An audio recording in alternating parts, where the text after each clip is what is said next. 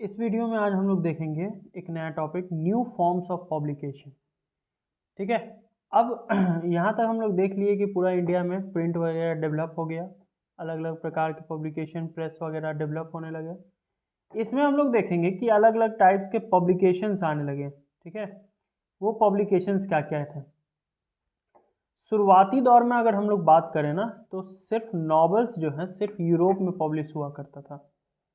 ठीक है, लेकिन जैसे ही इंडिया में प्रिंट डेवलप हुआ, धीरे धीरे करके इंडिया में भी नॉवेल्स डेवलप होने लगा।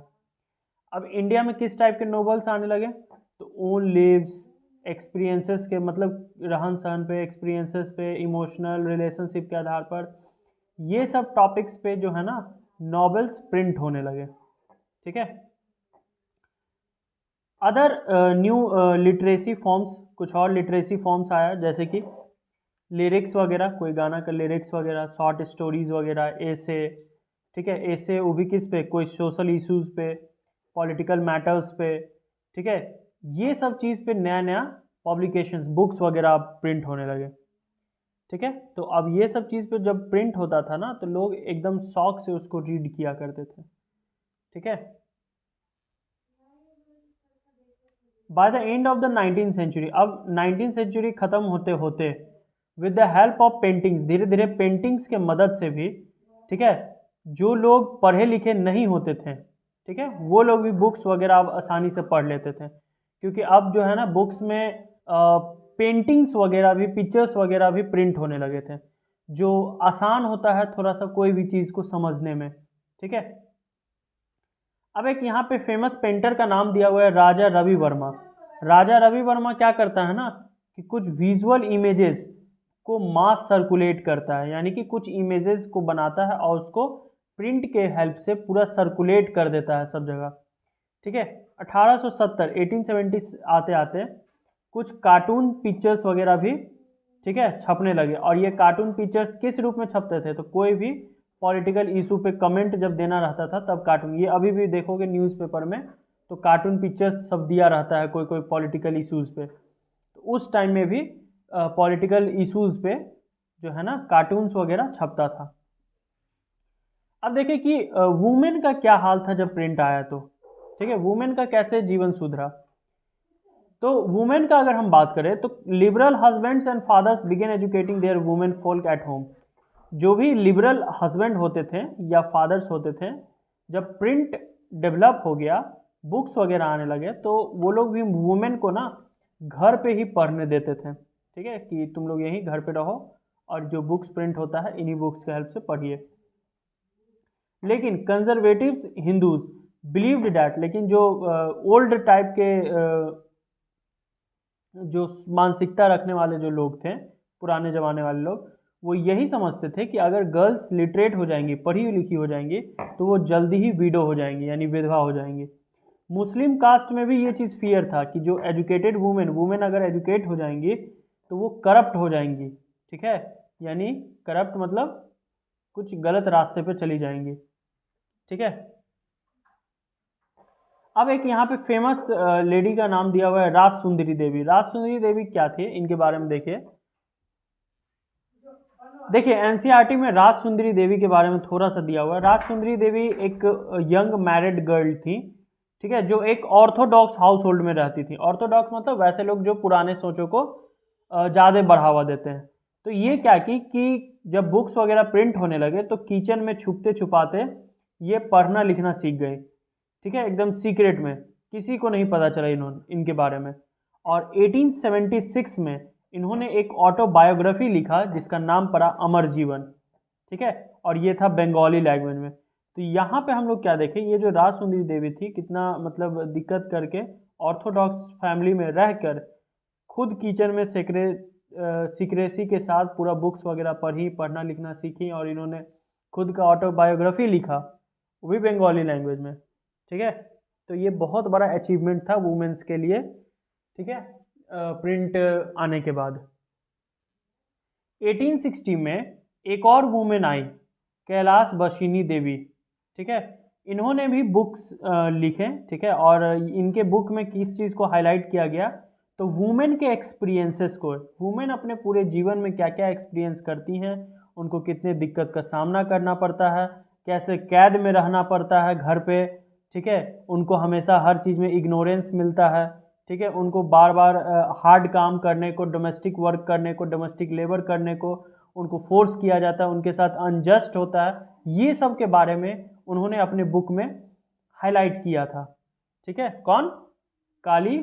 कैलाश बशीनी देवी, ठीक है। फिर 1880 में अगर हम लोग बात करें तो ताराबाई शिंदे, पंडिता रामाबाई, इन्होंने भी कुछ वो लिखा था अपने लिखा, और किस चीज़ के बारे में? तो हिंदू वुमेन, ठीक है, जो अपर कास्ट हिंदू वुमेन थी, उनका लाइफ, उनका जीवन कैसे मिजरेबल है, मतलब खराब हो रहा है, ठीक है, स्पेशली विधवा औरतों के लिए, ठीक है, उसके बारे में इन्होंने लिखा था। 1870 में अगर बात करें तो हिंदी प्रिंटिंग स्टार्ट हो गया था, ठीक है। हिंदी प्रिंटिंग इंडिया में कब स्टार्ट हुआ? 1870 में। अब हिंदी प्रिंटिंग स्टार्ट हुआ तो अब जो इंग्लिश नहीं भी समझ पा रहे थे या दूसरा लैंग्वेज नहीं भी समझ पा रहे थे, अब वो भी पढ़ पा रहे थे, जिसके कारण डिस्कशन और डिबेट्स अलग अलग टॉपिक्स पे एकदम कंटिन्यूअसली होने लगा। तो ज़्यादातर किस टॉपिक्स पे? तो वुमेन को पढ़ाना चाहिए कि नहीं पढ़ाना चाहिए, विडोहुड क्या होता है, विडो रीमैरेज वगैरह होना चाहिए कि नहीं होना चाहिए, ये सब मैटर पे पूरा डिस्कशन चलने लगा, ठीक है। और इन्हीं सब से रिलेटेड एक बुक पब्लिश हुआ, स्त्री धर्म विचार, ठीक है। और स्त्री धर्म विचार किनके द्वारा पब्लिश किया गया? राम चड्ढा के द्वारा, ठीक है। इस बुक में राम चड्ढा जी ये बताना चाह रहे थे, वुमेन को ये सिखाना चाह रहे थे कि वुमेन एक ओबीडियंट वाइफ कैसे बनेगी, ठीक है, इस बारे में ये बताना चाह रहे थे। अब हम लोग देखते हैं कि प्रिंट का पुअर यानी कि गरीब लोगों के जीवन में क्या रोल रहा, ठीक है। अब पुअर पीपल्स ऑब्वियस हैं, इनके पास ज़्यादा पैसा होता नहीं था बुक्स वगैरह पढ़ने के लिए, ठीक है, इसीलिए उस टाइम में जब बुक्स बहुत चीप हुआ करती थी, सस्ता हुआ करती थी, तो ये लोग बहुत मार्केट से खरीदा करते थे और उनको पढ़ा करते थे।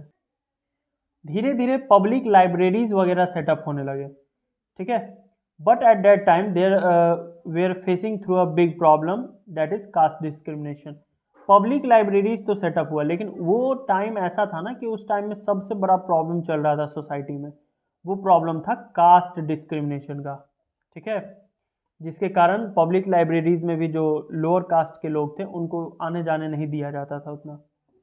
1871 में अगर हम लोग बात करें तो ज्योतिबा फुले, ये एक सोशल एक्टिविस्ट थे, ठीक है, इन्होंने एक बुक पब्लिश किया जिसका नाम पड़ा गुलामगिरी, ठीक है। गुलामगिरी में इन्होंने क्या किया कि कास्ट सिस्टम के बारे में लिखा कि कास्ट सिस्टम एक अनजस्ट है, इनजस्ट है, ठीक है, लोगों के लिए बहुत खराब चीज़ है, लोगों को नहीं मानना चाहिए कास्ट सिस्टम को, ठीक है, ये सब बारे में। 20वीं सेंचुरी में B.R. अम्बेडकर, E.V. रामास्वामी, इन्होंने भी कास्ट पे बहुत सारे चीज़ लिखे, ठीक है। इनफैक्ट कास्ट रिलेटेड मैटर में B.R. अम्बेडकर का बहुत बड़ा रोल है, उन्होंने अनटचेबिलिटी सब हटाया, रिमूव किया। 1938 में अगर हम लोग बात करें तो कानपुर के जो मिल वर्कर्स थे उन्होंने भी एक बुक लिखा जो काशी बाबा बुक था, ठीक है, और ये बुक 1938 में पब्लिश हुआ। इन्होंने कास्ट और क्लास एक्सप्लॉयटेशंस के बीच में के बारे में लिखा कि लोगों के कास्ट और भाई क्लास में कैसे एक्सप्लॉइट किया जाता है, कास्ट के आधार पर लोगों को कैसे एक्सप्लॉइट किया जाता है, उस बारे में लिखा कानपुर के जो मिल वर्कर्स थे। अब सोचिए यहाँ के वर्कर्स लोग इतने पढ़े लिखे हो गए कि वो लोग बुक प्रिंट करने लगे, वो भी कौन सा बुक प्रिंट हुआ था? काशी बाबा 1938 में।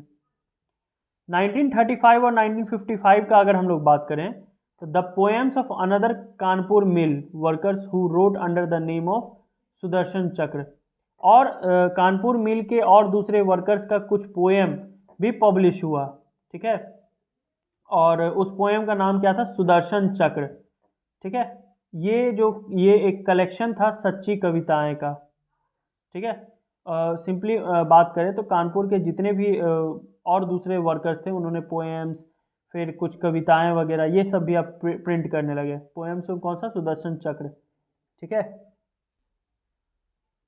1930 में अगर बात करें तो मेनी लाइब्रेरीज, बहुत सारे लाइब्रेरीज सेटअप हो गए, ठीक है। सबसे ज़्यादा लाइब्रेरीज कहाँ सेटअप हुए? बेंगलोर और मुंबई में, ठीक है। अब हम लोग नेक्स्ट वीडियो में पढ़ेंगे प्रिंट एंड सेंसरशिप।